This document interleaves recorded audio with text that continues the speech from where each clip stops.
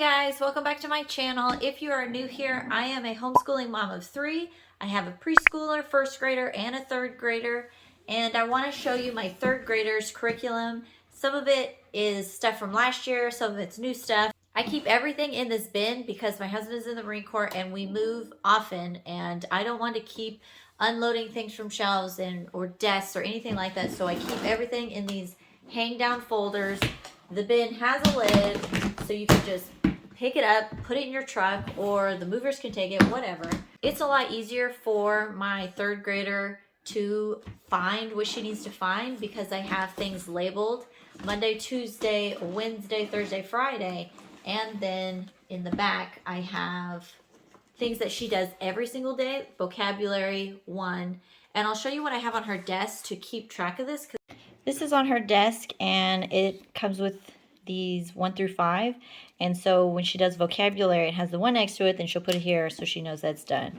She will possibly skip math because it's difficult and wait for me. Then she'll do writing and put that up so she knows I still have to go back and do 2, 4, and 5. Because I'm trying to make her and her sister more independent learners so that they aren't relying on me to do every single subject, because that's a lot when you have 3 kids learning 3 different things and it's time consuming. I'm going to start out with the electives and then go to the subjects that she does every single day. So only on Monday will she do geography. This is from Teachers Pay Teachers from JDA. I can link it below. I don't know how much this costs. I really don't. I'll put the information on the screen. Totally worth it. It gives you this sheet for every state. Then it also gives you a blank one with just the capitals, a blank one with just the states, and you match the capitals. It is well worth the money to invest in that if you want to teach geography in a fun way compared to just drilling them with flashcards. Tuesday we're learning about the body, so I bought this guy impulsively at BJ's a year or 2 ago, and then I have these 2 books.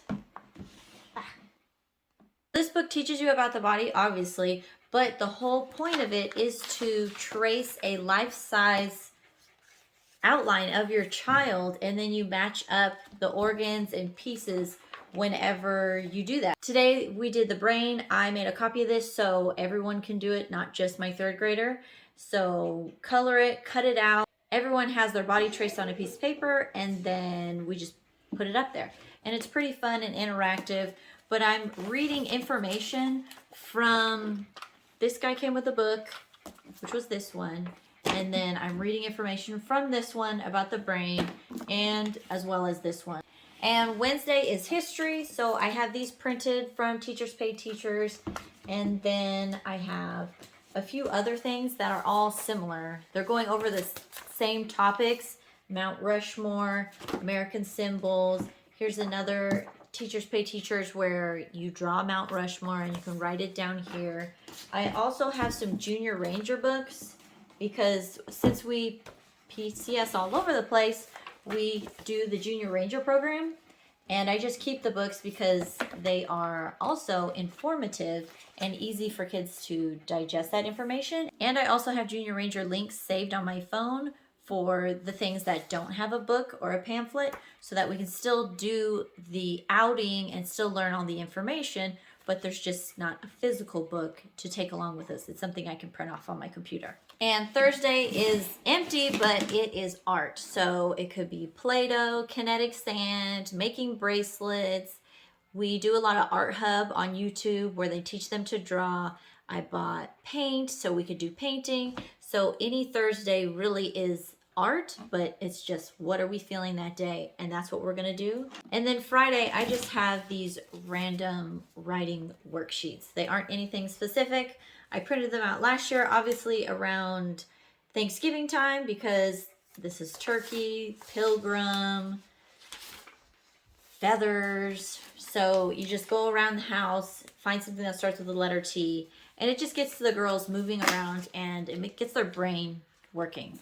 Because at one point they wrote Russia for R on one of these papers because they couldn't find anything in the house that started with an R, and they looked at the map and they found Russia, which is kind of a funny memory. Now I'm going to get into the subjects that she does every single day. There are 5 subjects. And we are starting out with this vocabulary book. I know it's for first grade technically, but I've never had her do vocabulary, so I thought I need to start slow before we get into the 3rd grade book. By doing all 24 sets of vocabulary words, we'll be done with this by Christmas time. And then in January, I can get grade 2. And then maybe by the summer, we could start grade 3 and knock that out so that she'll be on par with her actual grade level. Then she works on math. We do the good and the beautiful math. And I thought I'd save a little money and keep last year's math box, which turned out fine because they don't really use a lot of stuff in the math box. And with the book, the way they have it is I'm teaching a lesson and then they have review activities, and I have her do this by herself and then I check it later. The 3rd subject she does on her own is writing, and I will either have her write from Draw Right Now. She will write, she'll copy the story, and then she likes drawing, so she'll draw this, and then I have her write in this lined notebook because spiral notebooks are too small for her, so this is a lot easier. And then she also does building writers. I'm pretty sure this is below her grade level. Because I was more relaxed with her learning writing skills in 1st grade, at the end of 2nd grade, I started buying these writing curriculums. And this is the one we're on right now. And I like this one because it helps them write the sentence about what they want it to write about. And then over here, they have to write their own sentence and try to freestyle that. So it's been really nice. And I'm going to keep buying these until I see that they've kind of like plateaued in teaching her any writing skills. And the 4th subject we do together is language. And the same with writing is I was more relaxed in 1st grade and didn't start diving into language and nouns and verbs and all that jazz until 3rd grade when I thought she could handle it because it wasn't going to happen in 1st or 2nd grade. So 3rd grade, we're doing first language lessons for the well-trained mind. And it's going well. I'm doing this also with my 1st grader, and they're both picking up the concepts quickly, and the lessons are short and sweet and to the point. Then the last lesson that she does is a reading lesson. We use AlphaPhonics for reading. Most people have never heard of AlphaPhonics. I only know about it because JDA on YouTube. And we've been doing this book for a long time. I don't know, 2 years maybe? And both my 1st and 3rd grader are doing it at the same time. And their reading is really great. At this point, this is where they are with the reading lesson, and these are all words that they can easily say. All the sentences are easy to them, and the lessons are simple.